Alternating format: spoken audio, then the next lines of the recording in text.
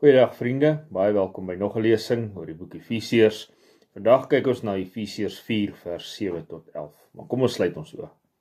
Here, ons dankie dat ons nou u woord kan open en ons vra dat u tot ons harte sal spreek in Jesus se naam. Amen. Waar ons gister gekyk het na die eerste 6 verse van Efesiërs 4 en hoe Paulus praat oor die eenheid wat moet heers in die gemeente, verander hy nou 'n bietjie die onderwerp na verskeidenheid toe. Van eenheid na verskeidenheid.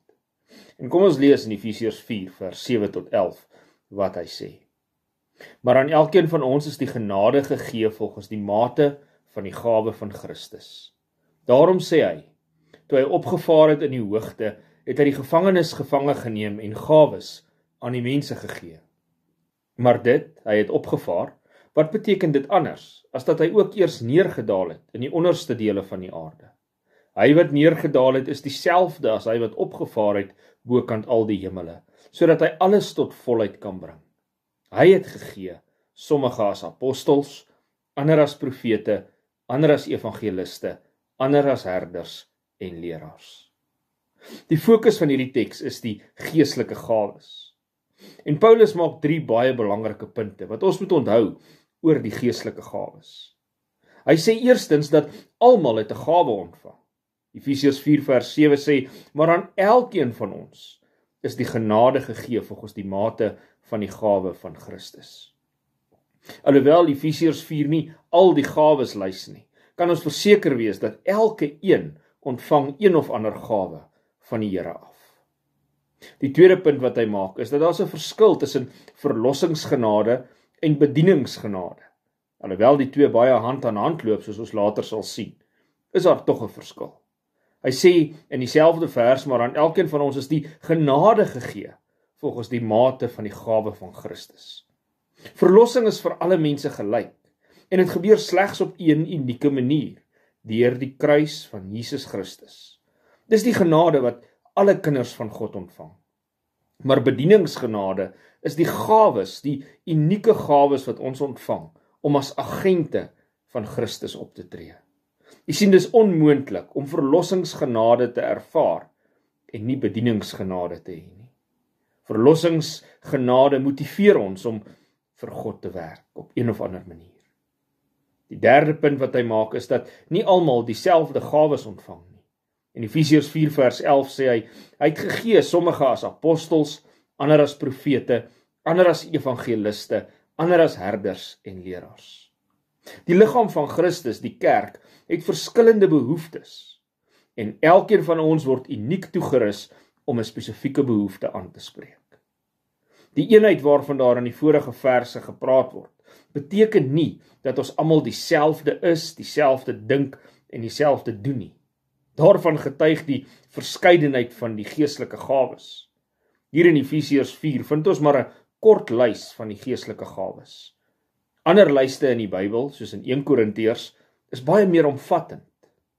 Die punt wat Paulus probeer maak, is nie 'n omskrywing van die totale begrip van wat die gawes behels nie, maar eerder dat daar verskillende gawes vir verskillende mense gegee word.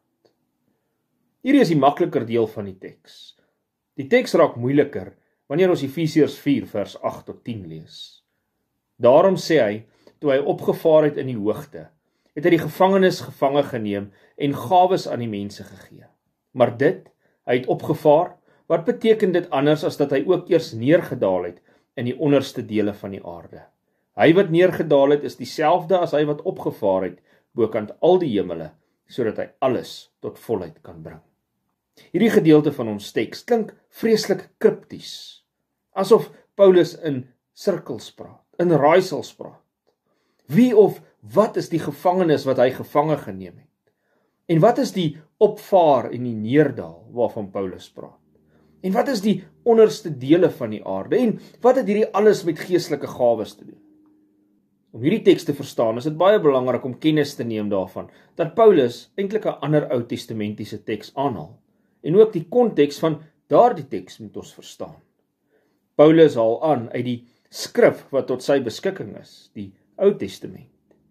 Psalm 68 vers 18 of 19, afhangende van die vertaling wat jy lees, sê die volgende: U het opgeklim na die hoogte, U het gevangenes weggevoer, U het geskenke geneem onder die mense. Nou Psalm 68 is 'n oorwinningslied van Israel. Dit bring lof aan God vir oorwinnings wat hy gebring het oor die vyande van Israel. Dit vertel die verhaal van goddelike oorwinnings en die bevryding van gevangenes en die neem van geskenke. Die gevangenes wat weggevoer is, waarvan Paulus praat, verwys moontlik na die gebeurtenis in Matteus 27 vers 52 tot 53. Die grafte het oopgegaan en baie liggame van die ontslape heiliges het opgestaan. En na sy opstanding het hulle uit die grafte uitgegaan en in die heilige stad ingekom en aan baie verskyn. Mense wat uit die dood uit opgestaan het by die kruisiging en opstanding, is 'n bewys dat Christus mag het oor die vyand se gevangenskap, die dood. Waar Psalm 68 praat oor God se oorwinnings, oor Israel se letterlike vyande, die ander nasies, die ander volke, praat Efesiërs 4 van God se oorwinning oor die dood, die vyand van die dood. Nou was die gevangenes van die dood eerder gevangenisse van Christus, soos Paulus homself noem in Efesiërs 3 vers 1. Die kind van God is nou bevry van die gevangenis van Satan se kerkers. Maar wat beteken dit dan as hy sê hy het opgevaar? Wat beteken dit anders as dat hy ook eers neergedaal het in die onderste dele van die aarde? Wel, die gedagte wat Paulus het, is waarskynlik dat Jesus neergedaal het na hierdie aarde, so diep neergedaal het, soos daar dieselfde kerkers as waar hy gelowiges uitkom vrymaak het.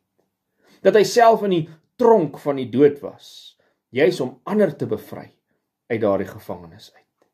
Dit beteken dat Jesus Christus het neergedaal tot op ons vlak van mens wees. Die vlak van onderhewig wees aan die Satan se doodskerkers, maar dat daaruit oorwinning gekom het. Nie net vir daardie eerste opgestaanes in Matteus 27 by sy dood nie, maar dat daar ook oorwinning vir jou en my is. En dit gee aan hom, aan Jesus Christus, nie net die mag om verlossingsgenade aan ons te betoon nie, maar ook bedieningsgenade. Dit gee aan hom die mag om ons toe te rus, om verander van diens te wees in die koninkryk van God. En hierdie diensbaarheid, volgens Paulus, is 'n gawe, is 'n geskenk, en dit moenie ervaar word as 'n straf nie. Miskien is jy vandag onseker oor wat jou gawe van God af is. Wel, daar's baie geestelike gawe opnames en baie van hulle is effektief om jou te help om te identifiseer wat jou geestelike gawe is. Maar die beste wat jy kan doen, is om jouself af te vra, watter passie druk die Here op jou hart? Dalk is dit iets waarmee jy al reeds besig is om vir die Here te werk. Dalk is jy bang om hierdie ding aan te pak. Miskien kan jy aan al die redes dink om dit nie te doen nie. Maar ek wil jy aanmoedig, dat Christus het daardie passie, daardie gawe vir jou gegee, om vir hom te werk. Dit is 'n genadegeskenk. Efesiërs 4 vers 7 tot 11 leer ons dat selfs hierdie vermoë om vir God te werk, teen 'n duur prys gekom het. Jesus se dood. Kom ons sluit die oë. Here, ons dankie vandag vir verlossingsgenade. Maar ons dankie ook vir bedieningsgenade. Ons dankie dat U dood en opstanding mag bewys het oor die dood selfs. En dat U daarom aan ons kan gee en ons toerus met geestelike gawes om vir U koninkryk te werk. Seën ons asseblief, rus ons toe, wys vir ons wat U wil hê ons vir U moet doen.